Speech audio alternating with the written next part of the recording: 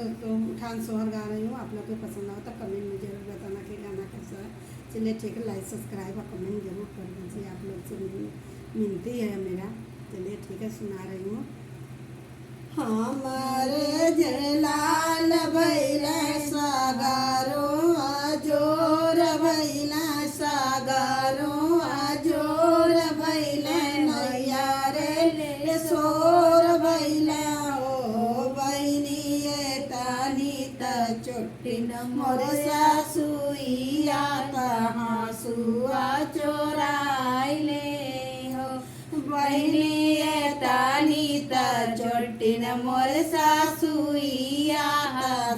सुआ चोराइले लियो भले कैलू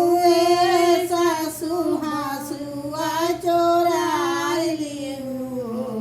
भले कैलू सासु हाँसुआ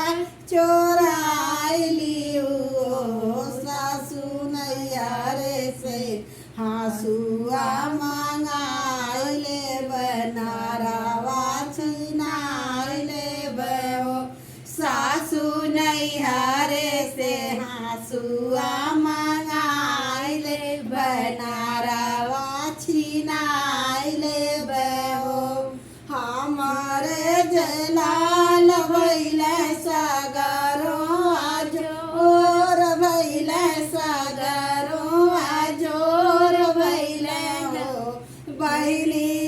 तानी त चोटिन मोर जेठानिया त सुबावा चोराइली लियो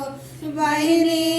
तानी त चोटिन मोर जेठानिया त सुबावा चोराइली लियो बोले कैलू जेठनी सुबावा चोराइली हो बोले कैलू जेठनी सुबावा चोराइली हो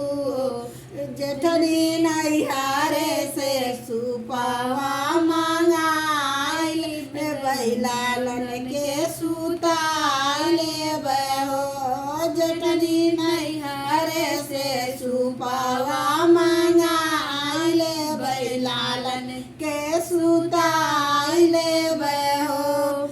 हमारे जलाल भैला सागरो आजोर भैला सागरो आजोर भैला नैया रे सोर भैला हो बहनी तानी त चोटिन मोर नाना दिया त काजरा चूटा चोराइले लियो बहनी तानी त चोटिन मोर नाना दिया कजरा उठा चोराइले लियो बोले कैलू ननदी कजरा उठा चोराइले हो बोले कैलू ननदी कजरा उठा चोराइले हो ननदी नैहारे से कजरा उठा मंगाइले कजरा लगाइले बहो ननदी नैहारे से कजरा उठा मंगाइले कजरा